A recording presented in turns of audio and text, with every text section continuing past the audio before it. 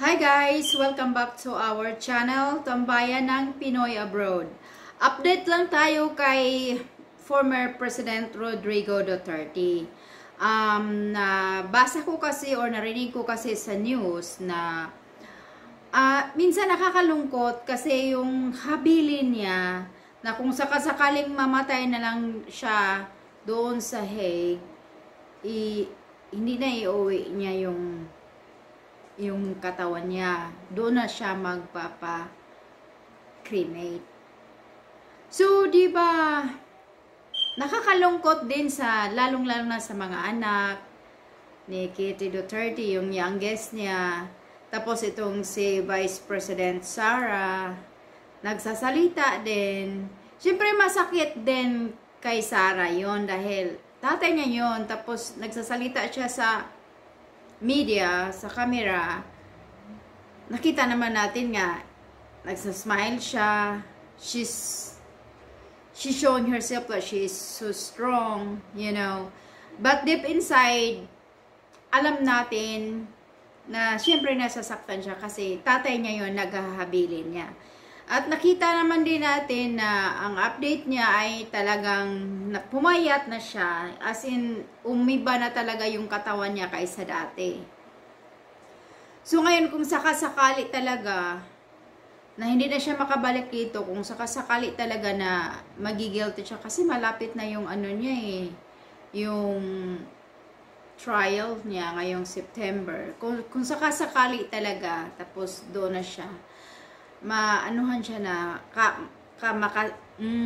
nagigilty siya kung sakali. Okay, how do I say it?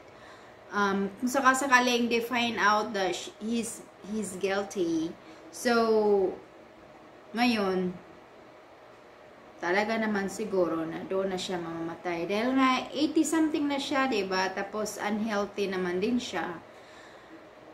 Sa akin lang dito, nakakalungkot din talaga, lalong-lalo na sa mga anak niya. At hindi ko talaga maisip kung anong feeling ni Sara Duterte nung ini-interview siya sa camera. Tapos nagsalita siya na, yun, tungkol na nga sa wishes ng daddy niya, kung sakasakaling doon siya mamatay, ipakremate na lang siya, doon na lang siya sa Hague, hindi na ipabalik yung ano. Tapos nagbibiro pa nga na baka mumultuhin siya, di ba? Yung pananalita na ganon, syempre para sa anak, masakitin yun, lalong-lalo na mahal nila yung tatay nila. Pero nakita naman natin si Vice President Sara Duterte, she's showing herself that she's so strong. She's talking, smiling, and not crying and sad. So she's showing herself that she is so strong and she's probably accepting the situation. But deep inside, I am not really sure that she's completely accepting the situation. But as a daughter, so I really completely understand how she feels. So, good for Sara na she's showing herself a strong person. Tapos, yung pagdating naman kay sa bunso niyang anak, alam naman natin, si may celebrity na rin yun. Maraming mga followers sa social media. Tapos, kitang-kita naman din natin kung nandyan sa camera, maghumarap sa camera, ang dami-daming you know, like, camera is on there. Lights, camera, all the time, like a celebrity, you know. So, ngayon, nakikita ko naman din sa platform ni Kitty Duterte, magaganda namang ginagawa din niya.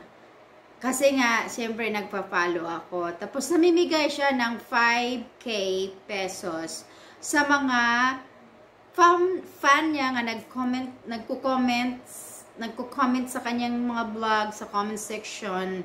Naghahanap siya doon kung sino yung mapipili niya, yung talagang karapat-dapat, deserving person. Ika nga, yung sinasabi niya nga, deserving person. So, nakikita ko medyo marami-rami na rin ang binibigyan niya ng tag 5K pesos. So, it's a good thing.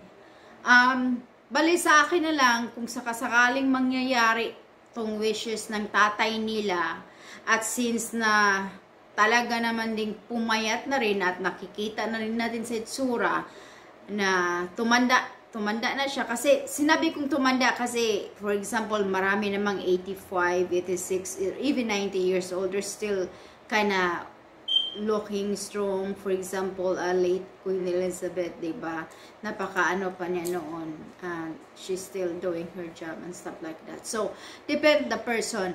Pero nakikita naman natin, ano na rin, siguro, sadness na rin yan ni former President Duterte. Kaya bigla ang bumagsak yung katawan niya, yung ano niya, nag-change na talaga yung facial expression niya, yung sadness na talaga siya, yung skin niya, yung mga body expressions, tipong ganun. Na, makikita natin na sad talaga siya sa kanyang nangyayari ngayon. Plus, na matanda na siya, tapos pag magigilty siya, hindi na siya makauwi. At magpapakremate na siya dyan. So, kung dyan man siya kung dyan siya sa Hague mamamatay, tapos doon siya magpakremate. So, ang resulta nito, kukunti lang sa kanyang family ang maka-attend, di ba? Kaysa uuwi siya sa Pinas, tapos like, all of the Baunian probably a-attend sa kanyang libing. So, kung mangyari niyan, syempre nakakalungkot sa kanyang pamilya. First of all, yung pamilya talagang naapektuhan, pinakamalaki.